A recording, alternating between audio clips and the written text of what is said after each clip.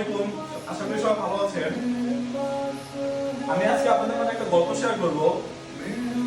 আমার ইনবক্সে একজন একটা গল্প পাঠাইছে তার জীবনে ঘটে যাওয়া। সো আজকে আপনাদের মাঝে গল্পটা শেয়ার করব। আমি হয়তো এরকম গল্প কোনো শেয়ার করি না, আমি কোনো কন্টেন্ট ক্রিয়েটর না, কোনো ব্লগার না। এমনিও মনে হলো যে সে পাঠাইলো এবং বললো শেয়ার করতে, তো ভাবলাম তার জীবনে ঘটে যাওয়া হয়তো বা আমার তার বা কারো জীবনে ঘটে এরকম অনেক ঘটনাই ঘটে, তো এই ঘটনা শেয়ার করি সবার কাছে। একটা ছেলে একটা মেয়ে, ছেলেটি মেয়েটিকে খুব পছন্দ করতো। তাদের যখন প্রথমবার দেখা হয় খিলগাঁও, তারা অনেকক্ষণ অপেক্ষার পরে ছেলেটি অনেকক্ষণ অপেক্ষার পরে মেয়েটিকে খুঁজে পায়। যখন তারা একটা রেস্টুরেন্টে যাবে, ইতিমধ্যে মেয়েটি একটি বাচ্চার হাতে ফুল, বেলি ফুল দেখে ভালো লাগে এবং ছেলেটি তাকে ফুলটি নিতে দেয় না, বরং ছেলেটি নিজে ফুলওয়ালার কাছ থেকে 4টি ফুল কিনে মেয়েটিকে উপহার দেয়। তো ছেলেটি গিয়েছিল তার ফ্রেন্ডকে নিয়ে, মেয়েটিও আসছিল তার ফ্রেন্ডকে নিয়ে। তারা অনেকক্ষণ একসাথে বসে গল্প করে। যখন তারা ফিরে যাবে, বাসার উদ্দেশ্যে ফিরে যাবে, তখন তারা এখান থেকে কিছু সময় কথা বলে।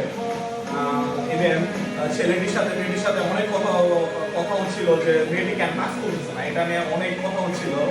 মেয়েটি মাস্ক খুলবে না, লাস্ট মুহূর্তে যখন তারা কিছু পিকচার তুলে তখন মেয়েটি কিছু সময়ের জন্য মাস্ক খুলবে। কিছু সময়ের জন্য মাস্ক খোলার পরে মেয়েটি বারবার ছেলেটির কাছ থেকে এটাই জানতে চাচ্ছিল যে ছেলেটি কি বলতে চায় মেয়েটিকে।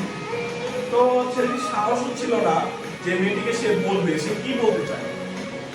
তো তখন প্রায় রাত 10টা মতো যখন তারা বাসায় ফিরবে, রেস্টুরেন্টের নিচে ছেলেটি একটি বেলি ফুল নিয়ে মেয়েটিকে বলতে শুরু করলো যে আমি তোমাকে পছন্দ করি, আমার তোমাকে ভালোবাসি। তো মেয়েটি সাদরে ফুলটি গ্রহণ করলো, কোনো উত্তর না দিয়ে। ছেলেটি অনেকবার বললো যে আমার প্রশ্নের উত্তর করেছে। মেয়েটি বললো যে পরে জানাবো। অনেকবার জানার চেষ্টা করার পরে মেয়েটি বললো যে সে তার প্রশ্ন পরে জানাবে। তারপর কিছুক্ষণ কথা বলে তারা দুজনে বিদায় নেয়। সেই রাতটি ছিল ছেলেটির জীবনের অন্যতম অস্থির রাত। সারা রাত সে মাথা ব্যথা ঘুমোতে পারেনি, টেনশনে ছিল। এই টেনশনের পিছনে তার কারণ হলো মেয়েটিকে তাকে গ্রহণ করবে নাকি রিজেক্ট করবে। খাওয়া নাই, ঘুম নাই, ঠিক তো শেষ তার পুরো সময়টি কাটছিল টেনশনে।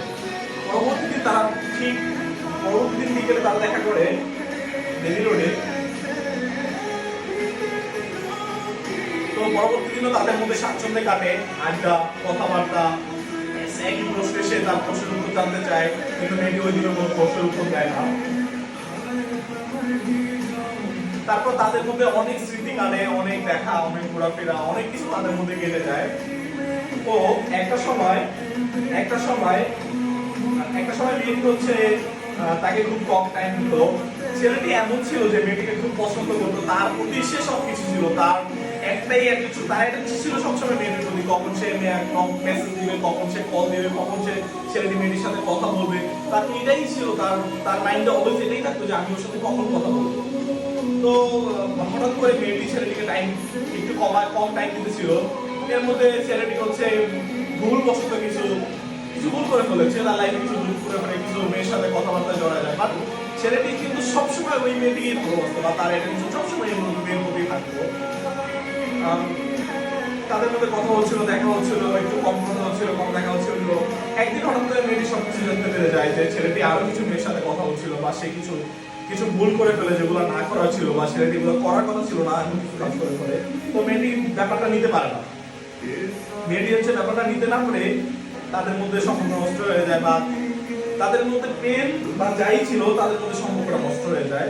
কিন্তু মেয়েটি কখনো এটা প্রশ্ন করে না ছেলেটিকে যে ছেলেটি কেন এরকম কাজগুলো করলো, বা কেন সে তার একজন থাকা সত্ত্বেও সে কেন এইসব অন্য মেয়েদের সাথে কথা বলতেছিল বা অন্য মেয়েদের সাথে টাইম দিচ্ছিল, ডাবল টাইম করতেছিল। এমন প্রশ্ন মেয়েটি কখনো ছেলেটিকে করেনি, আদৌ করেনি। তো তারপর অনেক কিছু পরে ছেলেটি মাপ চায়, সে তার ভুল বুঝতে পারে, মাপ চায়, সে এরকম কিছু করবে না, পুরো মাপ চায়। পরবর্তীতে তার সাথে দেখা হয়, মেয়েটি কিছু বলে ঠিক আছে, ও সব ঠিক করে নিবে, আর করবে না। একটা টাইম তাদের মধ্যে আর কিছুই থাকে না, একটা সময় তাদের মধ্যে সবকিছু নষ্ট হয়ে যায়। ইভেন মেয়েটি অন্য একটি ছেলের সাথে রিলেশনে যায়, কিন্তু ছেলেটি এটা জানে না যে আদৌ কি সে রিলেশনে গেছে নাকি তাকে দেখানোর জন্য কোনো ছেলের সাথে কথা বলে তাকে দেখানোর জন্য কোনো ছেলের সাথে কথা বলে। এটা সে আদৌ জানে না। তো ছেলেটি আদৌ মেয়েটির জন্য অপেক্ষা করতেছে। সে তার লাইফের তার বেস্ট মুহূর্তগুলো কেটেছিল ওই মেয়েটির সাথে, তার লাইফের বেস্ট মুহূর্তগুলো কেটেছিল, এবং সেই ছেলেটি আজও ওই মেয়েটির জন্য অপেক্ষা করছেন। তো বন্ধুরা ভালো থাকবেন। আপনাদের লাইফে যদি এরকম কোনো ঘটনা ঘটে থাকে অবশ্যই শেয়ার করবেন। আমরা তুলে ধরবো আপনাদের জীবনের মুহূর্তগুলো, ঘটনাগুলো। আর এটাই আমার লাস্ট কথা থাকবে, এটাই যদি মেয়েটি ভিডিওটি দেখে অবশ্যই ছেলেটিকে ক্ষমা একবারের জন্য হলেও সুযোগ দেওয়া উচিত আমি মনে করি। ঠিক আছে, সবাই ভালো থাকবেন। আল্লাহ হাফেজ।